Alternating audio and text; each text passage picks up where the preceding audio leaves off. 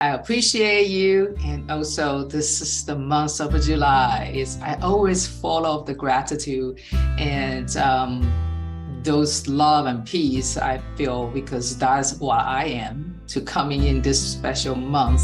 And born as a Cancer, I definitely can feel those Cancer characteristics throughout my life. I can be very gentle, lovely, and caring, but then I can be very, narrow-minded and want to fight and don't want anything to in my face and try to cut things out. But then now become more mature crab and Cancer. So I know those things is just my patterns and because maybe my programming. Anyway, not everybody will have the same journey like I have, but like I share, we all have the similar 64 archetypes in us. It's based on the ancient I Ching, the binary system, the yin and yang, and using the symbols to kind of assemble, become 64 different combinations.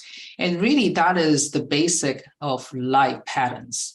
And for me is study the I Ching and understand gene keys and human design system give me more tools to understand and analyze my own behavior. So I definitely raise my self-awareness. Then I can choose and pick because my consciousness level is getting to the level I can see myself is much more clarity.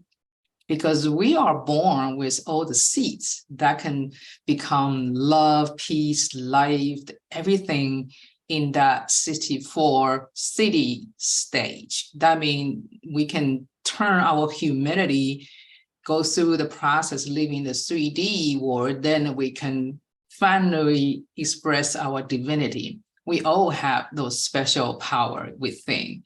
And so that's my purpose, my mission to share these tools, and also maybe you need some guidance, then I can take your hand going through the exploration. But you are the master. No one can change you and upgrade your own system. It's only you. You are the designer, you are the programmer, and you just need to be aware.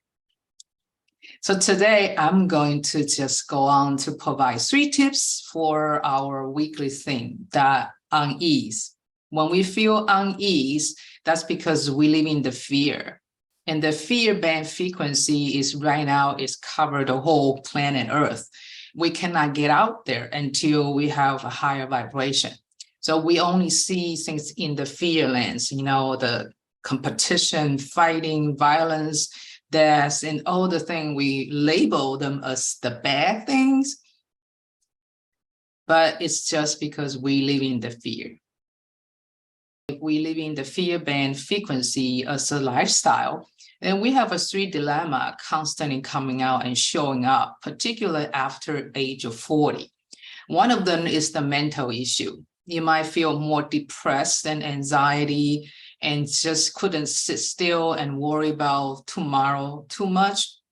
And really that is because we become a habit to really live in the future. So we are anxious about what's going to happen because our mind really like control. We want to live in this familiar feeling. And even in the human design, it'd be interesting to see, because we have the family dynamic and we get used to be that person's aura when we're growing up. And potentially when we're not mature, we're looking for the same or similar energy pattern as the partner.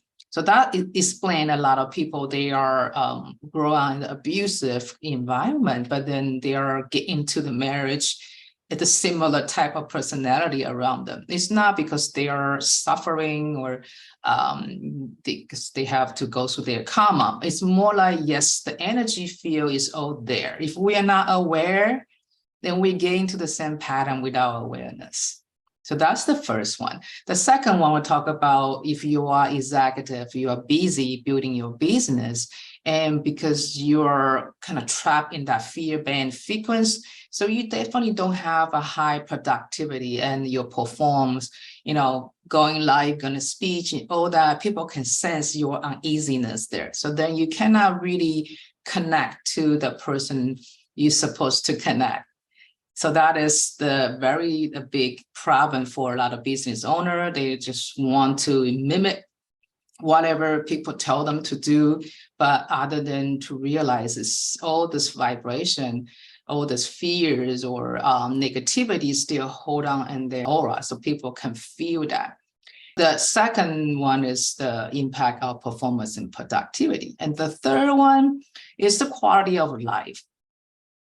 If we coming here, living in the 3D chaotic world is challenging enough. But if we don't really embracing the life experience, we want to fight it over, we want to run away from it, we create more of this disturbance in the energy field. So of course, the quality of life will be dropped. You feel more lack of trust to yourself.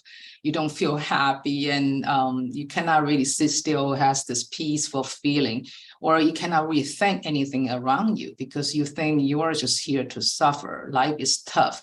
That life is difficult. So I just want to live through it and done with it. Then you really don't have the time to slow down and enjoy the moments and smell the roses and listen to all the beautiful music from the nature, right? So my solutions, like every Wednesday, I'm going to provide 3 tips to give you something to think about, to contemplate, or even implement to see whether that can turn that shadow frequency into more relaxed and in the gift frequency. So you can boost your creativity, you can feel playful, you can just live through your life with ease and flow. So for this Gene Key 57, the shadow is unease. Myself, as example, I live in a very few band frequency for a long time, but now I get out, I can look back myself. It's like, it's not my fault. It's just because I'm not aware. Think about in the water, right? If the water going through without all the blockage, they can go through without problem. But you have some kind of dam or whatever, create a blockage and the water start to get stagnant, right? Then when the water not running, everything in there, we have different change. Then eventually that becomes a forest, the water just gone. And also when they are blocked in the way, if the water continue to go out and the water have a chance to run over it, and it becomes a force and just want to damage everything. So this is the analogy about our system. If we do block our flow and energy, and eventually we can become very negative and dirty, like that, or we can become very reactive and become violent and reactive because it's just lack of the flow and create all the downstream consequences. So the first one, I want you to know, like, this is like a normal thing. Our mind prefers something familiar. Our mind want to control. Our mind want information to process. So if we over stimulate our mind, always using our head to solve problems, then they only create some illusions, only create more problems because our mind just need to have information to grab. But then we know nature has so many things, a particular 3D, they're constantly changing. We have a lot of randomness. There's no way our mind can be crystal clear about what's going on around us, right? Because 95% of our activity actually is under the consciousness. So we are living in this unconscious and subconscious way, but then we're using that 5% of the conscious to judge what the feeling about our body and how the connection you with the world. So the first solution is really just to understand our strong attachments. Is anything or person or events or emotions or even with your opinion, you just couldn't let go? Well, the best things for us to test is just like, you go to a place you don't usually go, or you talk to people you don't usually have a conversation, or you become travelers. You go to different culture and you kind of speak a different language, and to see whether that trigger you. If there's something, it's I don't, then that is your attachments. Everybody has attachment. It's nothing wrong. It's the problem is you attach too strong. When the attachment become a magnet and you cannot let it go, you think that's you. So other than your love and peace and all the joy you have in your essence, you become to have that judgment because it's too strong. So that's the tip. If you can really just explore and get open-minded and to maybe document what kind of trigger or attachment you experienced today, and you can definitely find out the pattern. Okay. And that second one is you can practice self-compassion and forgiveness. Because we all, like I talk about, we are not genius. We don't have somebody like Buddha and Jesus can really understand the whole universe. We are only through our limited view and life experience to share the information with our mind.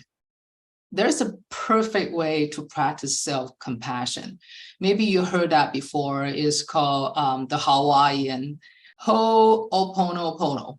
It's the ancient Hawaiian traditions. What they mean is they just become like a chanting a mantra every day, whenever they have a chance to have this unity consciousness.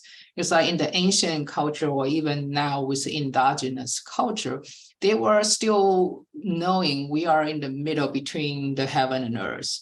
That is the Jinki, that's the I Ching. So we actually in the critical position to connect the heaven and earth so we can create energy for other beings on earth. If we are stuck somewhere, we don't understand something, we're just asking for self-compassion and forgiveness. So Ho'oponopono is going like this. You can just find a peaceful and quiet place and just to say, I'm sorry. Please forgive me. Thank you. I love you. Just 4 phrases, very short. But you can feel you don't disconnected with you and me. See, I'm sorry. Please forgive me. Thank you. I love you. So you and I are the same thing. So we need to cultivate those unity consciousness. So in that way, we don't feel we are fighting against others, because when we're fighting against somebody else, it's fighting against us. Because the energy force, when we talk about energy, you want to pushing in, they need to meet you somewhere. So that entanglement is just create a lot of conflicts. And if you don't feel you need to push them away, you just coming in, then we are becoming unity, right?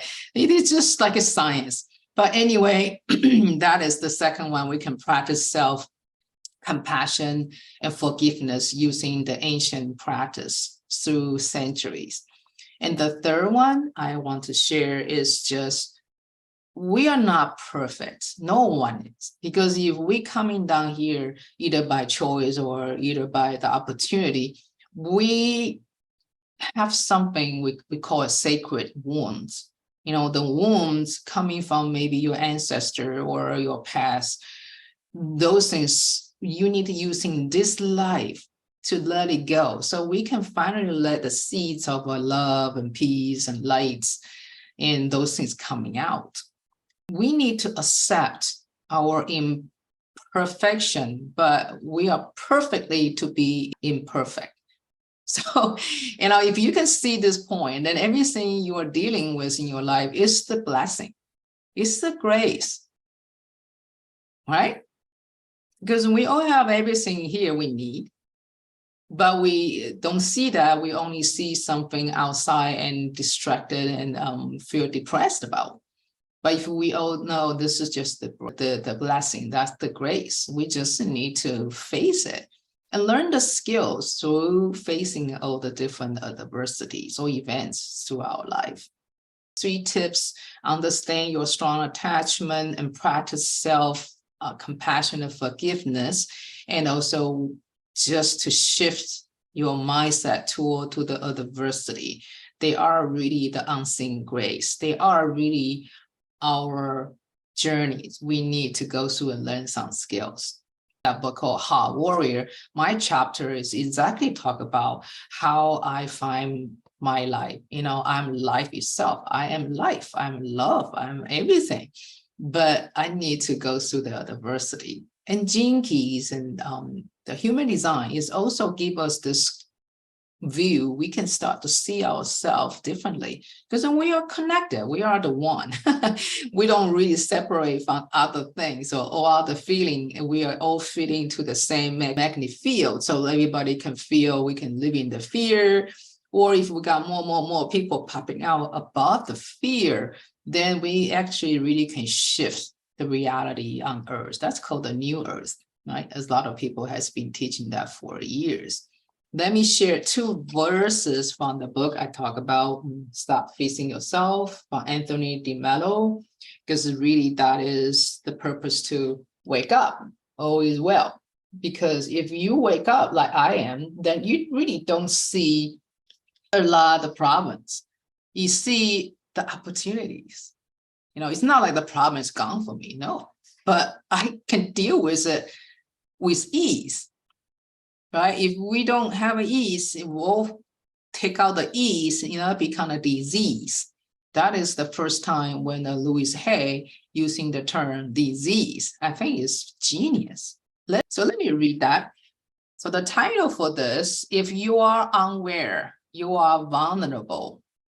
If you aren't consciously aware, you are vulnerable to either being brainwashed or being influenced by force within you that you have no awareness of at all. If you're aware of how you react to this book, for example, are you simultaneously aware of where your reaction is coming from? Maybe you are not taking in what you are reading at all. Remember, when we reacted, we push it out other than embracing and allowing, then we are meeting a lot of resistance. Then we definitely don't have a chance to learn it. Again and again in my therapy groups, I come across people who aren't there at all. Their daddy is there, their mommy is there, but they are not there. They never were there. So really, we are just downloading, we are conditioned. We have a fine way to condition ourselves, particularly the mind, because the mind needs information, mind needs something familiar. And if we constantly expose us to a certain situation, the same people, their energy, their opinion, everything become our conditioned opinion. But if we don't have a strong attachment, we can let it go. It's just we are unaware most of the time, so they will become our dogma. We only live with that what we believe, but the belief is very crucial to shift our mind and shift our energy to a different place. So let me share 2 tiny habits recipe, because really, if you don't implement what necessary to learn all that, right? So tiny habit recipe is like after I, that's your anchor moments, and I will, that is your behavior, then that is your celebration. That ABC need to be there all the time. So you can have anchor moments already happening in your life, so you already got grounded position to practice your new behavior. The behavior need to be smaller, the better, because that you don't have resistance, remember? So ease and flow need to go through. And the C is a celebration. You need to boost out your energy. You need to boost your dopamine. That's called happy hormone.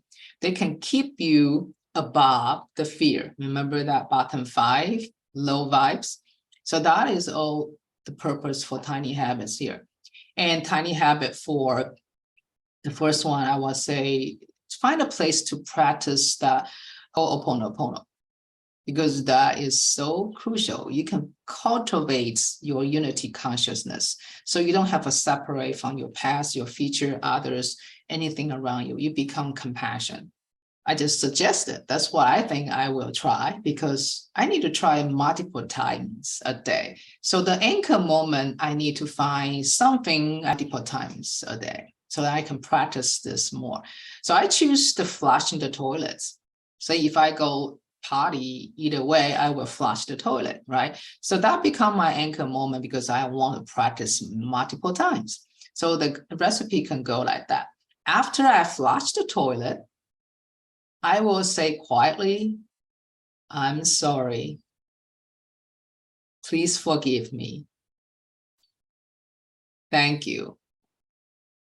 I love you. Then wash my hand with a smile. So I let it go. Washing is also the cleansing. You can let it go. So then you don't really feel like trapped anymore. You forgive yourself. You have self-compassion because that is so important. That's who you are. Let me repeat that recipe again. After I flush the toilet, I will say quietly, I'm sorry. Please forgive me. Thank you. I love you. Then wash my hands with a smile.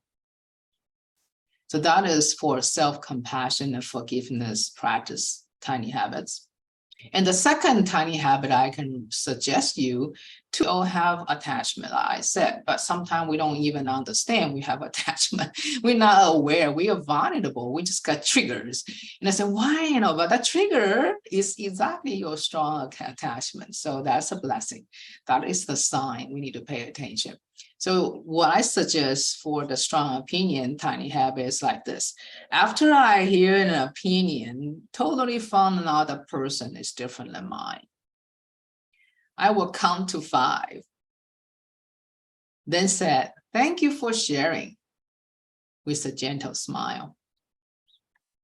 Because that is the pause I needed. If I don't really control my pauses, I'm just going to react and I create a force, create a conflict. So that I say it again, after I hear an opinion is different than mine, I will count to 5 and said, thank you for sharing with a gentle smile. Because really we do need that pauses just to stop, because our opinion maybe is important, but our opinion is never 100% objective. We need to provide a space for others, but we appreciate their sharing. So we are here to embody our sacred wounds. So then we can bring the gift to other people. By the way, I can share one of the sentence from Gene Keys about this key, the 57 city clarity. I think it's really mind-blowing. On this paragraph, the end of this paragraph, Richard Roth said, there is no fear because we are to the highest vibration, right? There is no fear because there's no tomorrow, and therefore there is no death. That is clarity. Let me repeat. There is no fear because there is no tomorrow, and therefore there is no death. That is clarity. Who believes we have a tomorrow? I don't. Tomorrow never comes. That's my experience. That's my awakening experience. And hope you have a great day and live an easy life and flow your gift to others. Take care, my friend.